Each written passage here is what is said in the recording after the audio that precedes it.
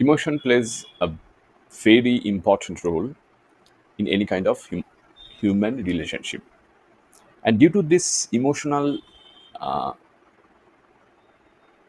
problems or problems generated by emotions, we see that in many cases, human relationship does not work.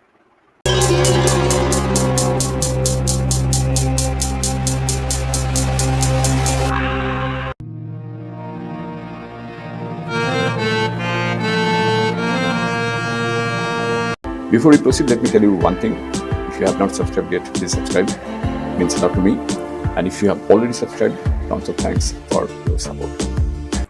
Sometimes, often people get too emotional, or on the contrary, less emotion or no emotion at all makes life miserable for others.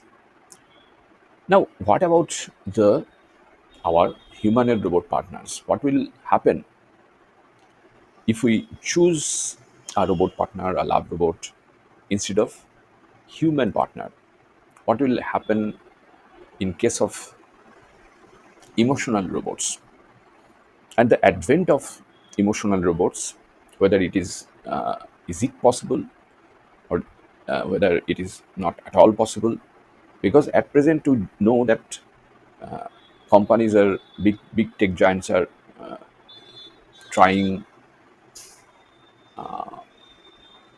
their best to create sentient humanoid robots. That means they try to give feelings into the humanoid robots, and while trying to do that, they also because without feelings there is no emotions.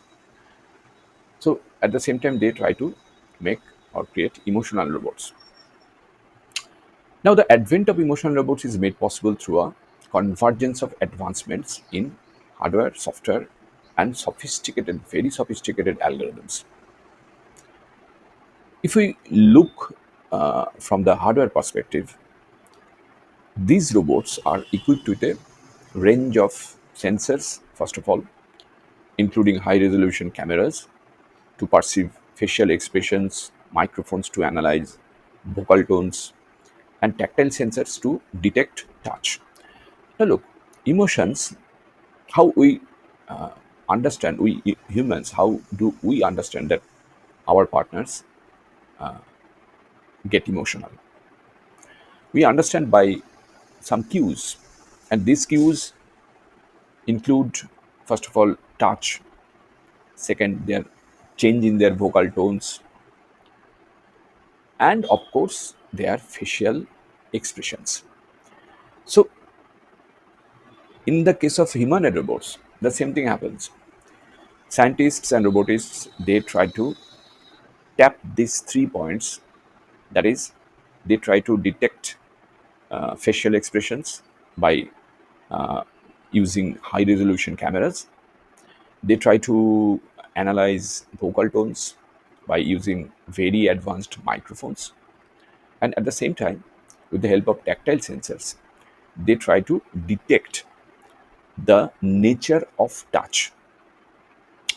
This sensory data all together, we call it sensory data because through sensors everything happens, and there are, as I said, there are a range of sensors working to detect whether a partner is getting emotional or not. And this sensory data is processed by powerful onboard processors capable of handling real-time analysis. Now there is, of course, that is absolutely hardware part. Okay, and this hardware part plays extensively and crucially important role to detect emotions. Now, apart from this hardware part, there comes software, the role of software and algorithms in detecting emotions. On the software front, the key technology is affective computing. This affective computing, basically, what it does, it focuses on developing systems that can recognize, interpret, and simulate human emotions. This is often coupled with natural language processing (NLP) to understand the emotional content of spoken language. Because you know that emotional content, when they're in human language, when there is emotional content, it the overall tone of the language absolutely changes. So you need to understand that tone, the tone of the language. And with the help of billions of parameters that are being used in our natural language processing models, we often use in Gemini or ChatGPT or Meta's NLP models, you know, there are machine learning, particularly deep learning, that forms the algorithmic core, and it enables robots to learn from vast data sets of human emotional expression.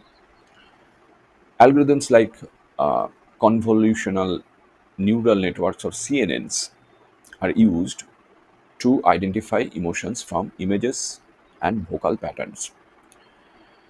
Now, it is really, really very important because from facial expressions to vocal patterns and finding the tones, changing the tones or other things, these algorithms play a very important role.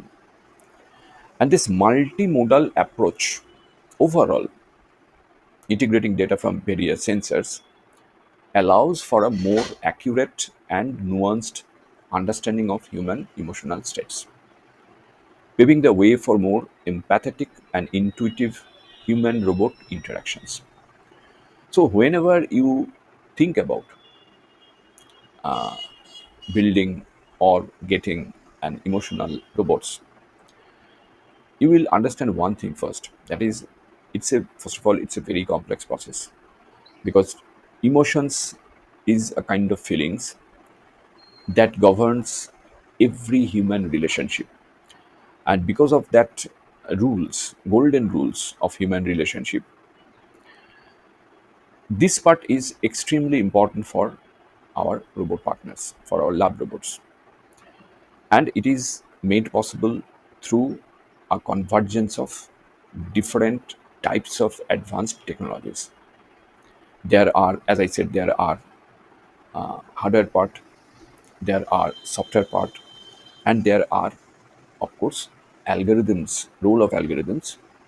That means instructions given or written in code to the humanoid robots so that they can understand human emotions in a better way. Whether it will be successful or not, we will see in the future, of course. And to do that, the work is going on, of course, and scientists and robotics are working very hard to make it possible. And of course, super intelligence is very promising, and super intelligence hopefully will make things much simpler, much better, of course. Overall, we can hope that in a few years we might get emotional and human like, or almost human like humanoid robots, lab robots, that will replicate or simulate human emotions so that you cannot differentiate between a human and a lab robot. So that is it. Thank you for joining us on this journey. Let's continue this conversation in the comments below. If you like the video, please hit the bell icon to get notified, and don't forget to like with your friends, share, and subscribe for more insights. If you have already subscribed, tons of thanks for your support. It means a lot to me. And please consider signing up for membership zone to support Wooden Slate so that we can make it better and better. See you in the next video. Till then, goodbye. Take care and stay safe.